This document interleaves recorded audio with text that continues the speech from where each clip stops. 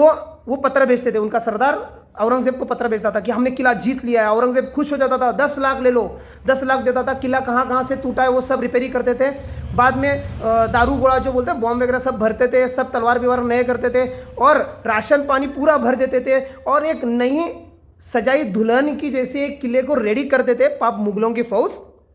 और सब होने के बाद में एक दिन रात में चुपके से हिंदवी स्वराज के मावड़े गढ़ पर जाके चढ़ जाते थे और गढ़ फिर से जीत लेते थे और फिर 5-6 साल उनके साथ लड़ते थे।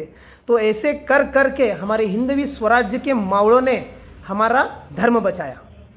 तो इससे क्या सीख मिलती है? देखिए, चाहे जितनी कठिनाई आने दो, चाहे जितने बार आप हार जाओ अपने ज़िंदगी में, आपके बिजनेस में, आपके कॉलेज के लाइफ में, नहीं तो आपके किसी भी प्लेटफॉर्म में, जब तक आप मन से खुद को हारा हुआ नहीं मानते तब तक आपको कोई हरा नहीं सकता है। तो इसीलिए कहते हैं कि धर्मवीर छत्रपति संभाजी महाराज के बारे में पढ़िए, छत्रपति शिवाजी महाराज के बारे में पढ़िए और उनके जैसा बनने के लिए देखिए। और एक मैं डायलॉग ही बताने वाला हूँ। ये जो डायलॉग है 1615 है, तो 1630 के बाद में मुगल शाही, आदिल शाही, कुतुब शाही, निज़ाम शाही, पोर्चुगीज, डच, ब्रिटिश, इन सब के मन में दहशत थी। वो था हुजूर, मराठे आ गए हुजूर।